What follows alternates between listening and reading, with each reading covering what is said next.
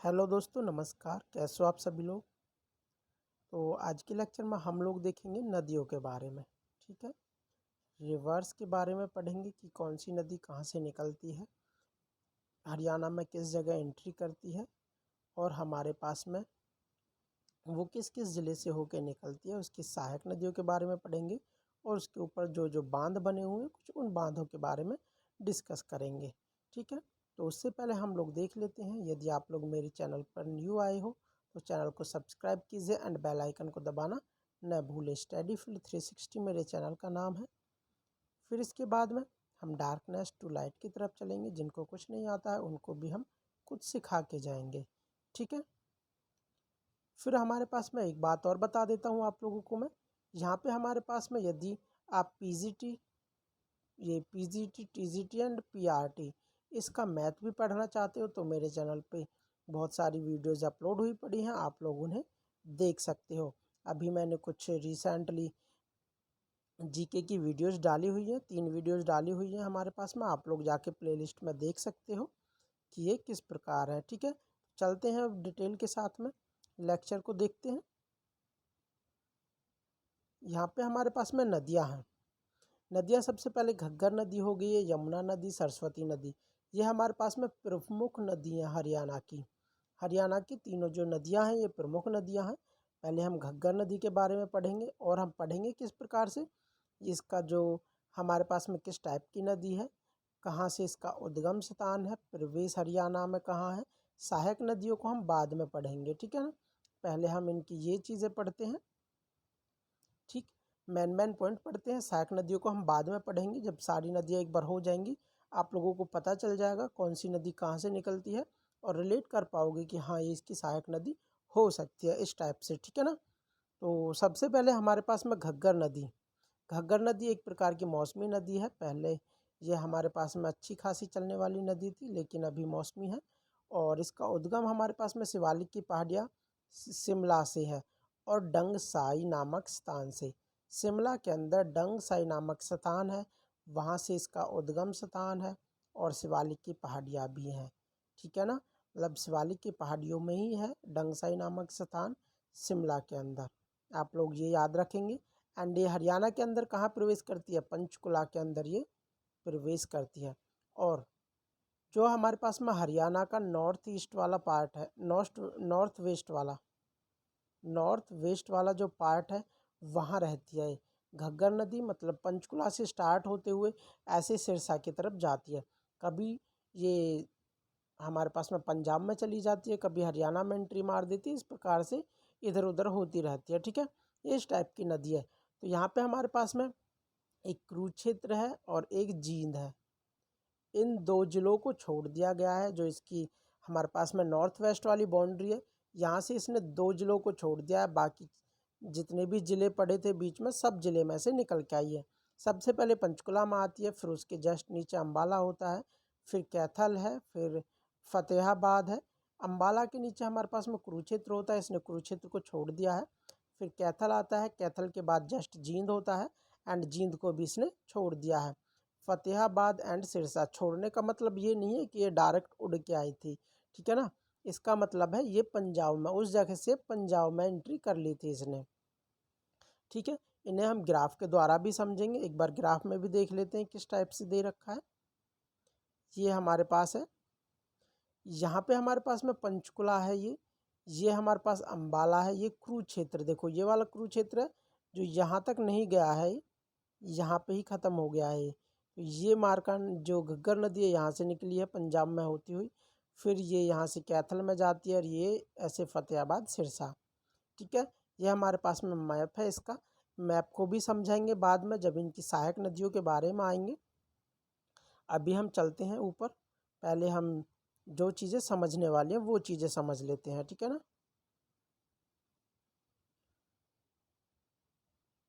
तो अब हमारे पास में घग्गर नदी का तो हो गया है क्लियर कि ये डंगसाई नामक स्थान से शिमला में निकल जाती है एंड प्रवेश हो गया इसका। ठीक है ना, फिर अब हम देखते हैं नेक्स्ट यमुना नदी।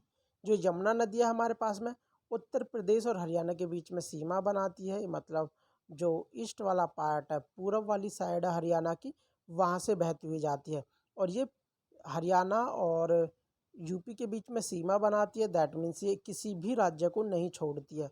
जो पूर्ववर्ती राज्य हैं, पूर्व में जो राज्य वो डिस्ट्रिक्ट हैं पूर्व के अंदर, उनको किसी भी डिस्ट्रिक्ट को ये नहीं छोड़ती है, वहाँ से जाती है निकलते हुए। अब ये निकलती कहाँ से है?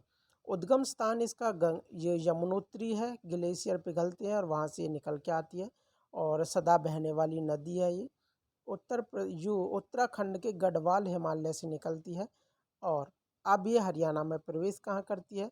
हरियाणा में यदि हम ऊपर की तरफ देखते हैं तो यमुनानगर सबसे फर्स्ट नंबर पे आता है। यमुनानगर आता है, देन करनाल आता है, फिर सोनीपत, फिर उसके बाद में पानीपत आता है, फिर सोनीपत आता है। ठीक है ना, सोनीपत नीचे वाला है, आगे पीछे हो गया है, कोई प्रॉब्लम नहीं है। तो हमारे पास में हो गया है, सोनीपत हो गया है, पानीपत हो गया, फिर इसके बाद में फरीदाबाद आ गया एंड देन पलवल हो गया। जितने भी डिस्ट्रिक्ट हैं हमारे पास में पूरब साइड में, सारे के सारे डिस्ट्रिक्ट कवर हो गए हैं। ठीक है ना। फिर सहायक नदियाँ ज़्यादा इम्पोर्टेंट नहीं है इसकी, आप लोग एक बार देख सकते हो, लेकिन अभी मैं किसी की भी सहायक नदियाँ नहीं बता रहा हूँ, लेकिन इसकी देख सकते हो। सोम्ब है, पथराला, टॉन्स, सबसे बड़ी जो सहायक नदी है इसकी है टॉन्स है यहाँ से। ठीक है ना, आप लोग एक बार देख सकते हो इसे। हथनी कुंड हमारे पास में जो बांध है, एक हथनी कुंड बांध इसके ऊपर है, कहाँ पे? यमुनानगर में। एक हमारे पास में ताजेवाला का बांध है, ये भी यमुनानगर में है। एक अनंगपुर का बांध है, वो हमारे पास फरीदाबाद में है। दिल्ली बडकल सूरजपुर मार्ग है जो वहाँ पे है। ठीक है ना, वहाँ पे है अनंगपुर बांध। एक हमारे पास में पाल बांध है, वो भी यहीं पे फरीदाबाद में है। दो बांध यमुना नदी के ऊपर जो बांध है हमारे पास में यमुनानगर के अंदर दो हैं, एक हथनी कुंड और एक ताजेवाला। एंड इसी प्रकार से फरीदाबाद के अंदर दो हैं, एक अनंगपुर है और एक हमारे पास में पाल बांध है। ठीक है ना, यमुना नदी के बारे में तो हमने लगभग सारी कर ही लिया है। इसमें जो हमारे पास सहायक नदियां हैं, ये चीज़ है, इनको हमें रिलेट नहीं करना है, जस्ट इन्हें तो ऐसे ही याद कर लेना है एक बार। जो बाकी नदियां हैं उनको हमें एक दूसरे से रिलेट करना है, इसलिए मैंने उसको जो पहले वाली थी घग्गर उसको बताया नहीं है अभी। अब चलते हैं सरस्वती नदी की तरफ। सरस्वती हमारे पास में ये हमारे पास में ऋग्वेदीन कालीन नदी है, मतलब ये प्राचीन काल वाली नदी है। अभी इसका जो नदी जो सरस्वती नदी है विलुप्त हो गई है हमारी पृथ्वी से, लेकिन इसको यमुना नगर हो गया, वहाँ पे अभी इसकी खुदाई के वो काम है जो चल रहा है, इसको ढूंढा जा रहा है। ठीक है, तो ये हमारे पास ऋग्वेदीन कालीन नहर नदी है जो अरब सागर में जाकर मिलती थी और बहुत ही विशालकाय हुआ करती, लेकिन अब ये क्या रह गई है, जस्ट एक प्रकार से बारिश आती है तो ये शुरू हो जाती है, इस टाइप की नदी रह गई है। अब ये निकलती कहाँ से है? हिमाचल प्रदेश के सिरमौर ज़िले से निकलती है, बर्फीली पहाड़ियों से। हिमाचल प्रदेश के सिरमौर ज़िले की बर्फीली पहाड़ियों से निकलती है। और अब हमारे पास में तीन नदी आने वाली हैं, ये सरस्वती नदी है, मारकांडा नदी है एंड एक और आने वाली है टांगड़ी नदी।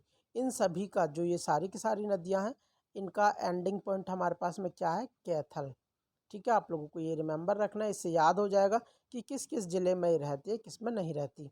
ऐसे ही मारकांडा नदी है, इसका भी एंडिंग पॉइंट हमारे पास कैथल आएगा एंड टांगड़ी नदी होगा, उसका भी एंडिंग पॉइंट कैथल आने वाला है। फिर वेस, ये दोनों ही नदी एक ही जगह से निकलती है हमारे पास में। जो मारकांडा नदी है ये भी सिरमौर से ही निकलती है, हिमाचल प्रदेश के सिरमौर और शिवालिक की पहाड़ियाँ आप लोगों को याद रखना है। ठीक है ना, तो प्रवेश कहाँ कहाँ है इनका? अम्बाला में ये प्रवेश करते हैं, देन अम्बाला के नीचे कुरुक्षेत्र आ जाता है, कुरुक्षेत्र के नीचे कैथल आ जाता है। तो तीनों के तीनों डिस्ट्रिक्ट इसके अंदर आ जाएंगे। इसी प्रकार हम देख सकते हैं यहाँ पे जो मारकांडा नदी है ये भी हिमाचल प्रदेश के सिरमौर नाहन क्षेत्र से निकलती है, शिवालिक की पहाड़ियों के अंदर। फिर अब हम देखते हैं इसका जो प्रवेश है हरियाणा के अंदर। सेम मारकांड जो अभी हमने ये सरस्वती पढ़ी है, सेम इसी की तरह है। अम्बाला में प्रवेश करती है, देन इसके बाद कुरुक्षेत्र में आती है एंड देन कैथल पे जाके ख़त्म हो जाती है। ठीक है, अभी बताया मैंने कैथल पे ख़त्म होने वाली नदियाँ हैं ये। तो इसी प्रकार हमारे पास में क्या है? टांगड़ी। टांगड़ी नदी की बात करते हैं, उद्गम हमारे पास में शिवालिक पंचकुला की जो पहाड़ियाँ हैं, शिवालिक में पंचकुला के अंदर है मोरनी हिल्स। मोरनी हिल्स पंचकुला में उद्गम स्थान हो जाता है इसका। तो पंचकुला में उद्गम स्थान है तो पंचकुला में भी आने वाला है, ठीक है ना। पंचकुला के बाद जस्ट अम्बाला पड़ता है, अम्बाला के बाद कुरुक्षेत्र, देन कुरुक्षेत्र के बाद कैथल। तो ये हमारे पास में 4 डिस्ट्रिक्ट में से होके निकलती है। जो ऊपर मारकंडा थी वो 3 में थी, एंड सरस्वती थी वो भी 3 डिस्ट्रिक्ट में निकली थी, ठीक है ना। ये हो गया हमारे पास में। फिर इसके बाद में हम देख सकते हैं ये राक्षी नदी है। ये ज़्यादा इम्पोर्टेंट नदी नहीं है। राक्षी प्रकार से यमुनानगर के शाहपुर से निकलती है और वहीं पे ख़त्म हो जाती है। यमुनानगर वाली एक प्रकार से हम कह सकते हैं कि जस्ट यमुनानगर के लिए नदी है, छोटी सी नदी है। लाडवा के पास में चौटांग नदी से मिल जाती है, ठीक है ना। यमुना, अभी हमने जो भी नदियाँ पढ़ी हैं वो सारी की सारी नदियाँ कहाँ थी, ऊपर से निकली थी और ऊपर से ही एंट्री मारी है सबने। अभी हमारे पास में 1-2 नदियाँ और हैं जो ऊपर से ही आने वाली हैं। इनको बीच में अभी मैं थोड़ा छोड़ के नीचे वाली नदियों पे ही चलता हूँ। हम इन्हें ग्राफ के द्वारा भी समझेंगे। यहाँ पे क्या है, जो ये दृश्यावती नदी है इसको हम चौटांग नदी के नाम से भी जानते हैं। दृश्यावती नदी बोलो या फिर चौटांग नदी बोलो, ये हमारे पास में सदाबहार नदी थी पहले प्राचीन काल में। प्राचीन काल वाली नदी हैं ये दोनों, ठीक है ना। अब तो बस मौसमी नदी बनकर रह गई हैं। हिमाचल प्रदेश की शिवालिक की पहाड़ियों से निकलती थी। हिमाचल प्रदेश में शिवालिक की पहाड़ियों से बहुत सारी नदी हैं जो शिवालिक की पहाड़ियों से ही निकलती है हमारे पास में। ये शिवालिक की पहाड़ियों से निकल गई है। मारकंडा हमारे पास में शिवालिक की पहाड़ियों से ही निकली है, ठीक है ना। इस प्रकार से तो यमुनानगर में प्रवेश करती है कुरुक्षेत्र, जींद, कैथल। मतलब यमुनानगर में प्रवेश करी, फिर कुरुक्षेत्र में आया। यमुनानगर और अम्बाला हैं जो वो पास पास में है। जैसे यहाँ पे अम्बाला हो गया, आप लोगों को ग्राफ में ही दिखा देता हूँ, ये रहा। यहाँ पे हमारे पास ये अम्बाला हो गया है, यहाँ पे ये यमुनानगर हो गया है। कोई चीज़ यदि यमुनानगर में यहाँ से निकल रही है तो वो यमुनानगर में ही होते हुए जाएगी। अम्बाला में तो बहुत ही कम चांसेस है कि वो जाए।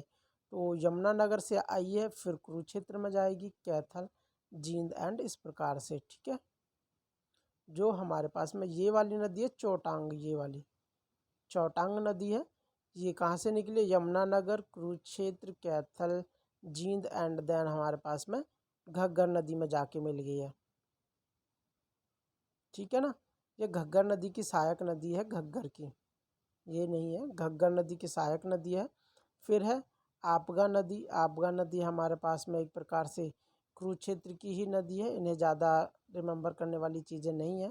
कुरुक्षेत्र की नदी है, 1 किलोमीटर में आपगा सरोवर से ही निकलती है। बरसाती नदी है एक प्रकार की, छोटी मोटी नदियाँ हैं लेकिन प्राचीन काल की नदियाँ हैं।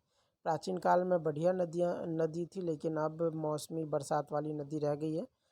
अब चलते हैं हमारे पास में, अभी हमने क्या पढ़ा है, ऊपर वाली सारी की सारी नदी ऐसी पढ़ी थी जो यहाँ से निकल रही है ऊपर चोटी से, ठीक है ना। इन चीज़ों का रिलेशन आपस में आएगा। जो भी नदियाँ हमने अभी तक पढ़ी हुई हैं, कौन कौन सी नदी पढ़ी है, घग्गर नदी पढ़ी है, टांगड़ी पढ़ी है, मारकंडा पढ़ी है, सरस्वती पढ़ी है। यमुना नदी तो हमारे पास में सेपरेट निकल जाती है, ठीक है। ये आपगा नदी पढ़ी है, चौटांग नदी पढ़ी है, ठीक है ना। एक यहाँ पे कौशल्या नदी और निकलती है छोटी सी। तो ये सारी की सारी ऊपर वाली नदी है, इनका आपस में रिलेशन भी है। आप लोग देख सकते हो कोई नदी आपस में इधर मिल रही है, कोई यहाँ कोई यहाँ। मतलब जब 2 नदियाँ आपस में मिल जाती हैं दैट मीन्स हम बोलते हैं कि ये नदी इसकी सहायक नदी हो जाती है। एक नदी दूसरे वाले की सहायक नदी हो जाती है। अब हमारे पास में कुछ नदियाँ नीचे की तरफ है। यहाँ पे जो ये नीचे वाली नदी है ये केवल नीचे आपस में ही रिलेशन बनाएंगी, ऊपर नहीं जाने वाली हैं। जो हमारे पास में साहिबी है, इन नदियों के अंदर जो साहिबी नदी है वो ज़्यादा इम्पोर्टेंट नदी है। मतलब हमारे पास में साहिबी नदी की कसावटी, ये कसावती हो गया, दोहन नदी हो गई या फिर इंदौरी नदी हो गई, ये कोई भी नदी है, ये सारी की सारी नदियाँ साहिबी नदी की सहायक नदियाँ हैं, ठीक है ना कहीं से साहिबी नदी की सहायक नदियाँ हैं। नीचे वाली साहिबी की सहायक नदियाँ हो गई हैं और ऊपर वाली हमारे पास मैक्सिमम ज़्यादा से ज़्यादा घग्गर की सहायक नदियां हैं और बाकी हमारे पास में देखते हैं आप, ठीक है ना। बीच में हमारे पास में अब साहिबी बची हुई है, ये यहाँ पे थे हम। साहिबी नदी, साहिबी नदी का उद्गम स्थान आप लोगों को बता दूं मैं, ये केवल यहाँ पे जो इंदौरी नदी है, इंदौरी नदी एक ऐसी नदी है जो यहाँ पे हरियाणा मेवात से निकलती है और गुरुग्राम में, मेवात से गुरुग्राम में जाती है और ख़त्म हो जाती है। लेकिन बाकी जो कसावती हो गया है, दोहन नदी होगी है, साहिबी नदी होगी, ये सारी की सारी नदी राजस्थान नीचे की तरफ से ऊपर जाने वाली नदियाँ हैं, ठीक है ना। ऊपर वो जो ऊपर अभी पड़ी थी वो तो नीचे की तरफ बहने वाली नदियाँ हैं, लेकिन ये ऊपर की तरफ बह रही हैं नदियाँ, ठीक है। देखते हैं, ये साहिब, ये हमारे पास में उद्गम स्थान राजस्थान के सीकरी जिले में है, राजस्थान के सीकरी जिले से आती है। फिर हरियाणा में कहाँ प्रवेश करती है, रेवाड़ी, गुरुग्राम, झज्जर भी जो HSSC है ये पूछ लेता है कि झज्जर मतलब झज्जर को भी इंक्लूड करके चलता है, लेकिन झज्जर में है नहीं ये नदी। रेवाड़ी, गुरुग्राम एंड देन इसके बाद में दिल्ली में एक नजफगढ़ नाला है, मतलब एक प्रकार से झील नहीं है, वो नाला है नजफगढ़ नाला, वहाँ पे जाके उसमें गिर जाती है और एंड हो जाती है। साहिब भी एक काफ़ी भयंकर नदी थी, लेकिन अब ये मौसमी नदी है, छोटी मोटी नदी है और इसको लुप्त कर दिया गया है ज़मीन से, ठीक है ना। जैसे हमारे पास सरस्वती नदी लुप्त हो गई है, इसी प्रकार से ये नदी भी लुप्त हो गई है। इसके बारे में हम थोड़ा सा जानकारी देंगे आप लोगों को, ठीक है। तो अब कहाँ है हमारे पास में ये सरस्वती नदी, रेवाड़ी में एंट्री करती है, फिर गुरुग्राम एंड देन नजफगढ़ नाले में ख़त्म हो जाती है। सहायक हमारे पास में इसकी इंदौरी नाला, सोता, ये जो मतलब इंदौरी नदी में से निकल के जाता हुआ ये नाला होगा, इस टाइप से है, ठीक है।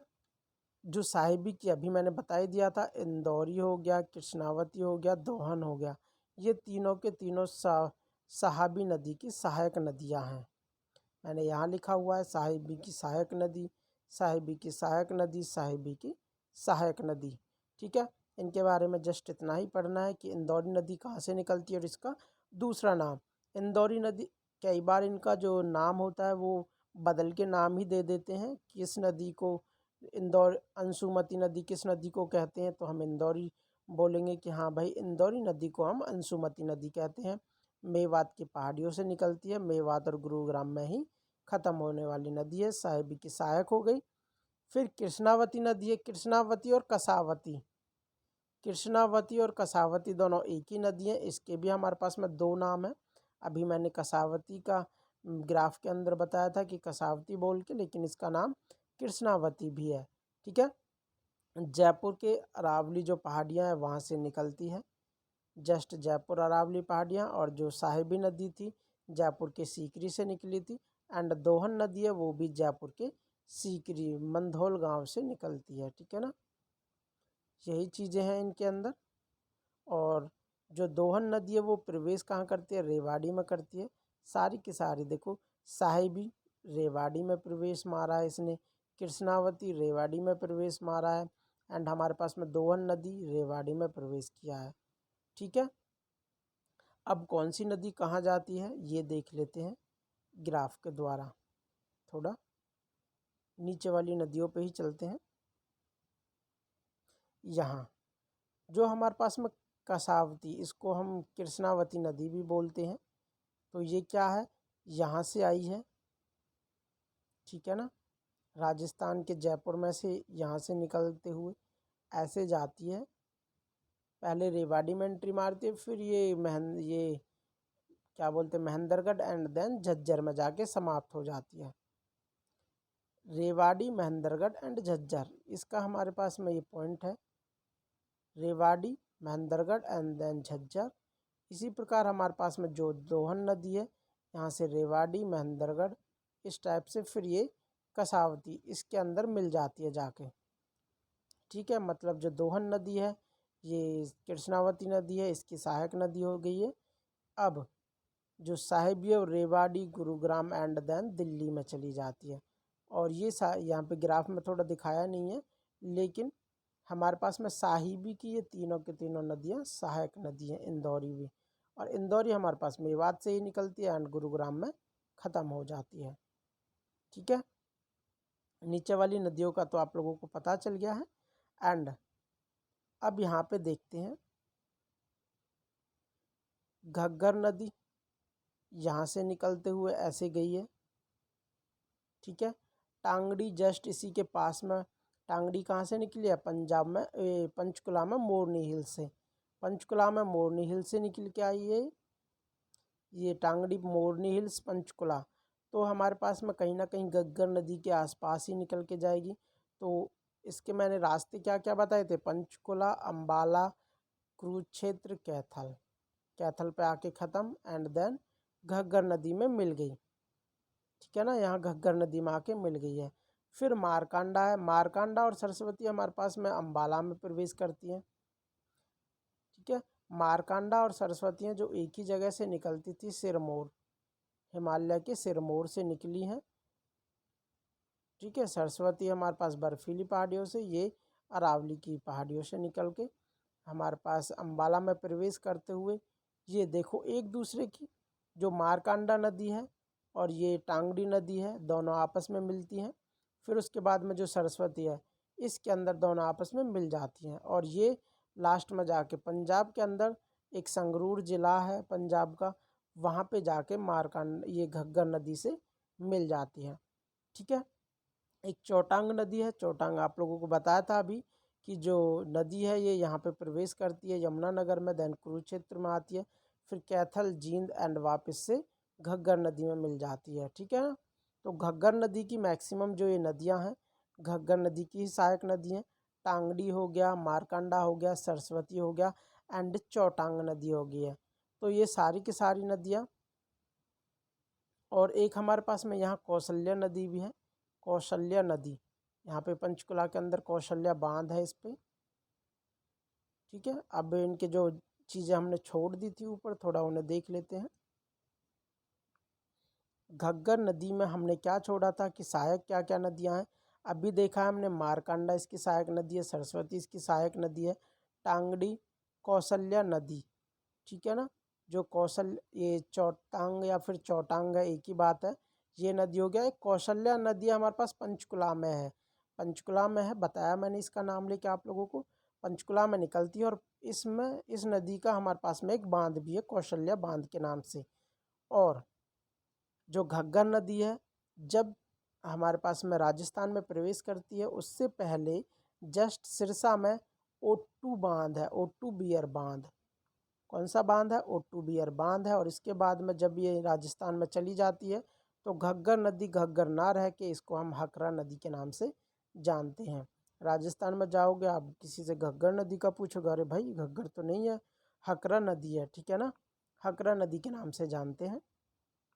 ये हो गया, हमने इसकी सहायक नदी पढ़ ली है और हमारे पास में जो जो बांध है इसके ऊपर वो सारे पढ़ लिए हैं। अब यमुना नदी का हमने पढ़ ही लिया था। सरस्वती का, सरस्वती की जो सहायक नदियां हैं उद्गम पढ़ लिया था हमने, सिरमौर से निकली थी। और प्रवेश भी पढ़ लिया था। सहायक नदी अभी बताया था मैंने, टांगड़ी और मारकंडा आपस में मिलती हैं, फिर हमारे पास में कहाँ चली जाती हैं? वो सरस्वती में मिल जाती हैं। ठीक है ना, ग्राफ के द्वारा आप लोगों को इजीली समझ आ गया होगा। और छुटांग नदी भी इसकी हमारे पास में जो छोटी सी नदी दिख रही थी, मतलब कोई छुटांग नदी है, वो भी हमारे पास में इसकी सहायक नदी है। लेकिन मेन नदी हमारे पास में ज़्यादातर जो क्वेश्चन एग्जाम में पूछने वाला है टांगड़ी नदी के ऊपर पूछेंगे, मारकंडा नदी के ऊपर, यही सब पूछ सकते हैं। ठीक है, और घग्गर नदी में आके पंजाब में ये संगरूर नामक ज़िले में घग्गर नदी में टांगड़ी नदी को और मारकंडा नदी को दोनों को अपने अंदर लाके सरस्वती नदी घग्गर नदी के अंदर मिल जाती है। ये चीज़ थी। फिर मारकंडा है। मारकंडा में हमारे पास में सानिया झील में आकर सरस्वती नदी से मिल जाती है। अभी बताया था कि सरस्वती नदी से मिलेगी, तो कहाँ पे मिलती है? वो सानिया झील के अंदर मिलती है। और सानिया झील के बाद में ये हमारे पास सरस्वती के अंदर मिल जाती है। फिर टांगड़ी नदी हो जाती है। टांगड़ी नदी का बता ही दिया है मैंने, कहाँ मिल जाती है? मारकंडा में होते हुए मारकंडा में मिलती है पहले, तो फिर मारकंडा सरस्वती में मिल जाती है और ये सब जाके घग्गर में मिल जाती हैं। राक्षी नदी ये बता ही दिया है कहाँ पे थी, चौटांग नदी से मिलती है। और चौटांग नदी लास्ट में जाके, जो चौटांग नदी है, दृश्यावती नदी बोलो या फिर चौटांग नदी बोलो, यहाँ पे हमारे पास है ये वाली, लास्ट एंड फाइनल में जाके घग्गर नदी में ही मिल जाती हैं। ठीक है ना। जो ऊपर वाली सारी नदियाँ हैं मैक्सिमम घग्गर नदी में मिली हैं, और आप लोगों को ग्राफ के द्वारा भी समझा दिया था और इजीली समझ भी आ गया होगा। ठीक है ना। अब थोड़ी और चीज़ें देख लेते हैं, एक आध बांध और, मतलब बांध के बारे में भी यहाँ पे मैंने बांध के बारे में भी लिखा हुआ है, जो भी बांध कहाँ बना हुआ है, कि बांध घग्गर नदी के ऊपर ओट्टू बांध बना हुआ है, सिरसा में है। एंड कौशल्या बांध कौशल्या नदी के ऊपर है। ठीक है ना। कौशल्या नदी बोलो या फिर घग्गर नदी आ जाए तो हमारे पास में इसको घग्गर नदी भी कर देंगे। ठीक है ना। कौशल्या ना आए तो घग्गर नदी पे बना हुआ है ये बांध। यमुना नदी के ऊपर एक हथनी कुंड बांध, हथनी कुंड बैराज हो गया, ताजेवाली हो गया, अनंगपुर बांध हो गया, पाल बांध हो गया। ठीक है ना। ये हमारे पास में 4 बांध हो गए। ताजे वाले के अंदर से तो एक नहर भी है काफ़ी प्रसिद्ध, यमुना पूरब नहर करके कुछ ऐसी ही नहर है, इस टाइप से काफ़ी प्रसिद्ध नहर है वो। कहाँ से निकलती है? ताजे वाले से निकलती है। ये सब चीज़ें क्वेश्चन आ जाती हैं। साहिबी नदी, साहिबी नदी के ऊपर है एक मानसी बांध, कहाँ पे? वो रेवाड़ी में है, और मौसमी बांध रह गया।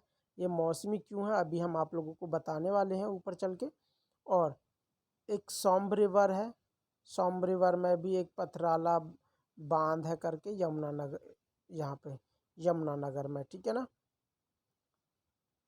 तो ये देखते हैं एक बार, एक नदी है हमारे पास में साहिबी, जो गायब हो गई है आजकल। जैसे सरस्वती नदी गायब हो गई है, इसी प्रकार से साहिबी नदी गायब हो गई है। किस प्रकार गायब हुई है? ये मौसमी नदी है, यहाँ पे कभी कभी बारिशों में ही थोड़ा बहुत पानी आता था। जैसे ही इसका जो क्षेत्र था साहिबी का, मतलब जहाँ से निकलती थी, वहाँ पे बारिश की जो मात्रा है वो कम हुई है। वहाँ से उसके बाद में ये नदी सूख गई है, और सूखने के बाद जो इसका क्षेत्र है आप लोगों को दिखाता हूँ मैं यहाँ पे, ये वाला अलवर, रेवाड़ी, पतौदी, जो गुड़गांवा है, नजफगढ़, नाला, दिल्ली, जो सारा का सारा क्षेत्र है, यहाँ पे सरकार ने प्लॉट काट दिए जनता के लिए, और यहाँ पे बड़ी बड़ी इमारतें खड़ी हो चुकी हैं आज। इसका रास्ता भी नहीं पता है कि ये कहाँ से जाती थी, बस जस्ट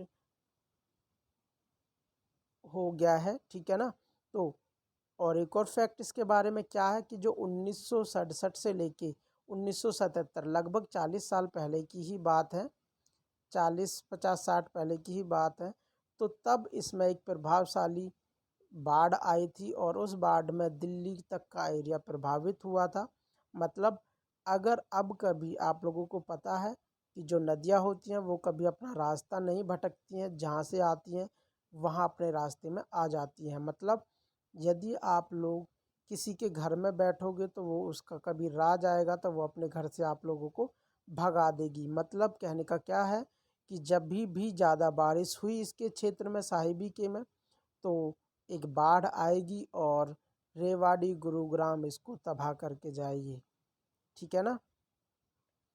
तो साहिबी यहाँ से गायब हो चुकी है, लेकिन हमारी सरकार क्या कर रही है, यमुना नदी, वो सरस्वती नदी है जो यमुना नगर में, उसको ढूंढने का कार्य कर रही है, मतलब उसको खोज रही है।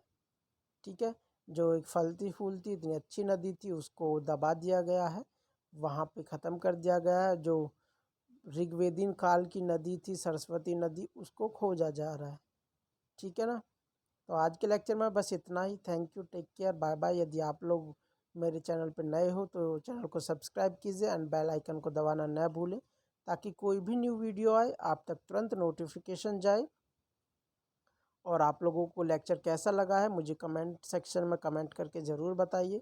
यदि आप लोगों को ये ग्राफ याद है तो आप लोग इजीली बता पाओगे कि कौन सी नदी किसकी सहायक नदी है, कौन सी नदी किस राज्य से होकर नहीं गुजरती है। क्वेश्चन ऐसे आ जाते हैं कि घग्गर नदी इनमें से किस राज्य से होकर नहीं गुजरती है, किस ज़िले से होकर नहीं गुजरती है। हमारे पास रोहतक ऑप्शन में आ जाएगा तो सीधा सीधा पता चल रहा है कि रोहतक तो बहुत दूर आ ही नहीं सकता, हिसार आ जाएगा, भिवानी आ जाएगा। और अगर हमारे पास में जींद और ये कुरुक्षेत्र भी आएगा तभी भी वहाँ से भी नहीं गुजरेगी। तो इस टाइप से ऑप्शन आ जाते हैं। ये क्वेश्चन भी आ जाते हैं कि साहिबी हमारे पास में किस किस ज़िले से होके निकलती है। तो मैंने बताया था अभी कि रेवाड़ी गुरुग्राम, लेकिन जो HSSC था उसने झज्जर भी माना हुआ था, इसलिए मैंने झज्जर ऊपर मेंशन कर रखा है। यदि आप लोगों को इसके नोट्स चाहिए तो मुझे कमेंट सेक्शन में कमेंट करके बताना है, नोट्स भी मैं अपलोड कर दूंगा। ये PDF ही है हमारे पास में, टेलीग्राम चैनल पे डाल दूंगा। यदि आप लोगों के कमेंट आएंगे तो तभी डालना है। तो टेक केयर, बाय बाय, मिलते हैं नेक्स्ट वीडियो में।